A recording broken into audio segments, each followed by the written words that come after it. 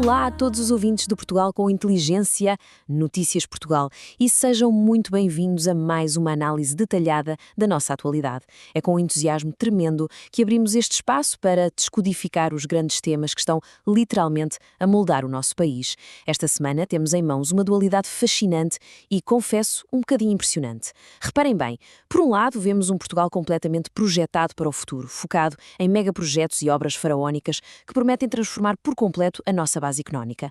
Mas depois viramos a esquina e lá estão elas, as crises estruturais do dia-a-dia, aquelas urgências palpáveis que afetam diretamente a vida de todos nós. É um contraste absolutamente tremendo e é exatamente por aí que vamos mergulhar hoje.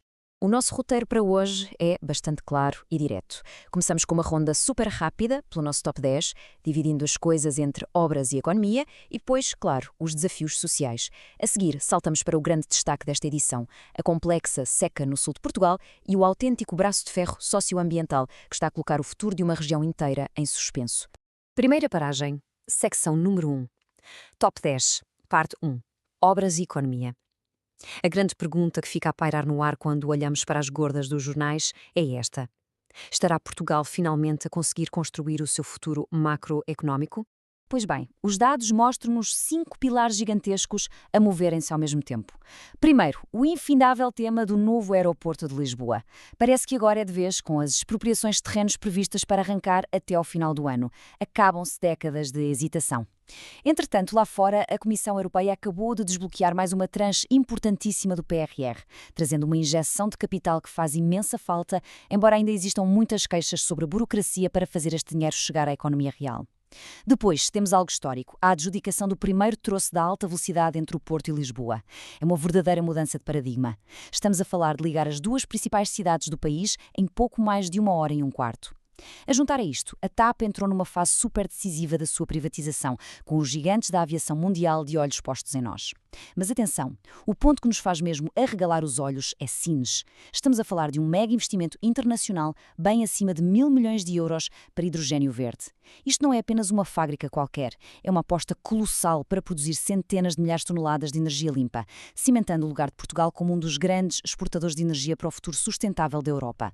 É caso para dizer, os motores estão ligados. Mas há sempre um mas, não é verdade? Enquanto olhamos para este horizonte recheado de bilhões de euros e projetos a longo prazo desenhados ao milímetro, a sociedade civil levanta uma questão que não pode ser ignorada. E o dia-a-dia de quem cá vive? Como é que todo este brilharete macroeconómico se traduz na vida real, na carteira e no cotidiano de quem trabalha neste país?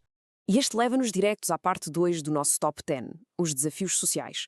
Porque se o futuro lá à frente parece estar muito bem entregue em engenharia, a verdade pura e dura é que o nosso presente continua a ser altamente complexo e bastante desgastante. Vejam só a montanha-russa do nosso cotidiano. O Serviço Nacional de Saúde continua numa pressão que parece não ter fim. O governo até avança com novos incentivos para tentar fixar médicos no interior, mas os sindicatos são perentórios. Ou há aumentos reais na grelha salarial base, ou a fuga de talento para o privado e para o estrangeiro simplesmente não vai parar.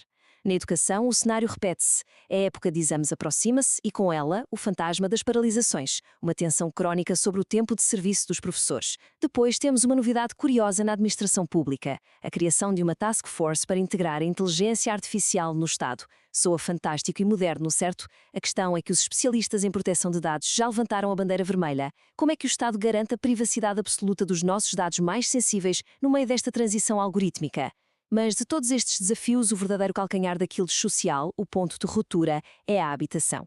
Os preços das casas voltaram a bater máximos históricos. Hoje, ter uma casa é o maior fator de desigualdade em Portugal. E a prova disso foi a verdadeira avalanche nos pedidos para os novos apoios ao arrendamento jovem. Num espaço de apenas 48 horas, dezenas de milhares de jovens submeteram candidaturas. Isto reflete de forma cristalina uma geração inteira que, sem um empurrão do Estado, pura e simplesmente não consegue sair de casa dos pais. Portanto, a conclusão desta primeira ronda é a constatação de que vivemos num país a duas velocidades. É um autêntico número de equilibrismo. Numa ponta da balança, temos esta ambição macroeconómica fortíssima, a tentar colocar Portugal no pelotão da frente europeu.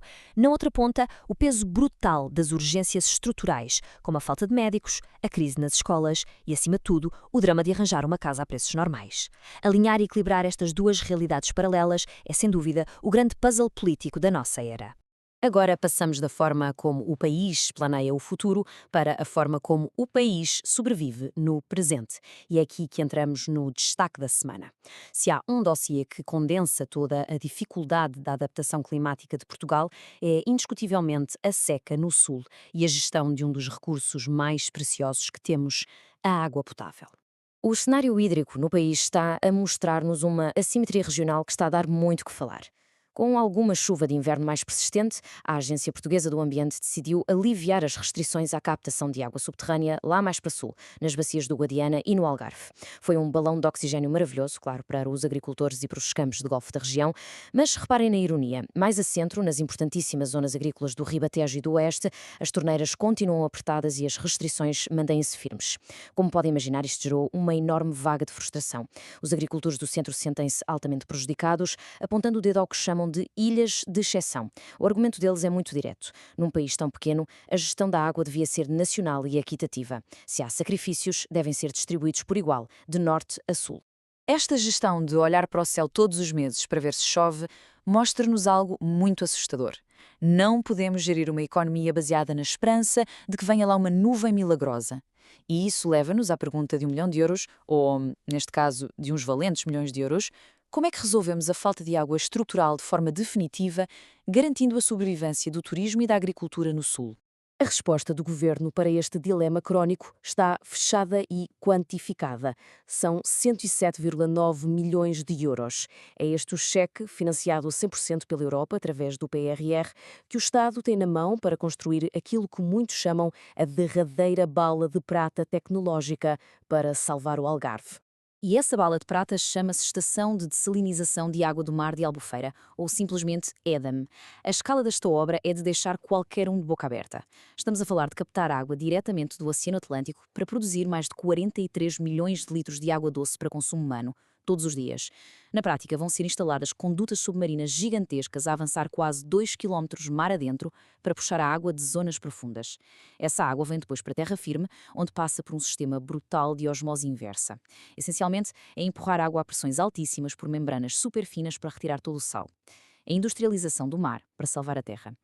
E na visão do Executivo, não há plano B. Isto é vital para garantir que não falta água nas torneiras, para manter de pé o gigante que é o turismo algarvio e para segurar a agricultura local. Contada assim, parece uma solução saída de um filme de ficção científica em que tudo acaba bem. A força da engenharia a resolver um problema que a natureza nos atirou. Mas em qualquer grande intervenção humana, temos sempre que procurar o ângulo cego. Qual é o exato custo invisível desta mega obra? Porque, obviamente, a natureza reage e as vozes da sociedade civil também não ficaram caladas. Para percebermos o impasse, vamos olhar para os passos precisos do que está a acontecer no terreno agora mesmo. Passo 1. Plataformas cívicas, empresas marítimas e ecologistas leram o estudo de impacto ambiental e não gostaram nada do que viram. Avançaram logo com providências cautelares nos tribunais. Passo 2. Isto gerou um bloqueio judicial automático. Máquinas paradas, concursos travados, tudo à espera que a Justiça faça a sua lenta análise. E é aqui que chegamos ao crítico passo 3. O financiamento desta obra vem do tal PRR, o que significa que há uma guilhotina temporal imposta por Bruxelas. Tudo tem de estar pago e executado até 2026. Se esta batalha legal se arrastar nos tribunais, o risco apontado por especialistas é muito real e alarmante. Portugal pode perder o prazo e ver estes mais de 100 milhões de euros evaporarem-se. E qual é, afinal, a grande preocupação que levou a este bloqueio? É um impacto invisível lá no fundo do mar. É que este processo de osmose inversa não gera apenas água potável. O subproduto disto é a descarga constante e ininterrupta de volta para o oceano daquilo que se chama uma salmoura hiperconcentrada. Imaginem uma água com níveis de salinidade brutalmente mais altos do que o meio envolvente, muitas vezes misturada com vestígios dos químicos industriais que têm obrigatoriamente de ser usados para limpar os filtros da central. O receio profundo de biólogos e associações é que este despejo contínuo vá alterar o pH e a salinidade de forma tão agressiva que pode destruir as frágeis pradarias marinhas da Praia da Falésia. Avisam, com grande seriedade, que isto pode afastar as espécies de peixes, liquidando a pesca artesanal da zona e arruinando um habitat crucial. O argumento é muito válido. Será que ao tentar resolver uma crise de escassez em terra, estamos a plantar, sem querer, um desastre ecológico debaixo d'água a médio prazo? Mas a discussão torna-se ainda mais fascinante quando introduzimos um detalhe que nos faz verdadeiramente coçar a cabeça. 30%. Este número não é uma invenção, está chapado nos relatórios oficiais do setor e reflete o grande paradoxo português da gestão da água. Já está documentado que em vários municípios do Algarve, cerca de 30% de toda a água potável que já corre nas condutas públicas perde-se completamente pelo caminho. Desaparece no solo devido a fugas crónicas, rupturas e a uma rede obsoleta de milhares de quilómetros. Portanto, levanta-se uma questão de gestão absolutamente elementar. Faz sentido gastar mais de 100 milhões a erguer uma fábrica gigante de raiz, com altos custos de energia e riscos para o mar, para produzir água potável nova, quando em terra continuamos a fechar os olhos e a deixar que 1/3 da água preciosa que já temos se perca nos buracos das estradas? Por isso é que é vital percebermos que esta não é uma polémica pequenina e local no Algarve. É por esta escala épica que decidimos destacar este tema. O que está verdadeiramente em jogo para o futuro de Portugal nestes tubos, nesta salmoura e nestas salas de tribunal? O sul do país transformou-se num grande laboratório a céu aberto onde Portugal, com os olhos da Europa postos em nós, vai testar se consegue de facto adaptar a sua economia e o seu território a um futuro onde as secas severas não vão ser a exceção, vão ser a regra. O que temos à nossa frente é, de forma muito clara, o grande embate da nossa década. Olhando para a questão, sem tomar partidos, temos de um lado a imperiosa sustentabilidade económica. O Estado e os agentes locais argumentam que sem esta fábrica de água, a sobrevivência do motor turístico e do forte setor agrícola colapsa.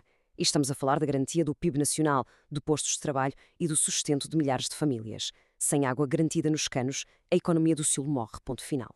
Do outro lado da barricada está o pesado precedente ecológico.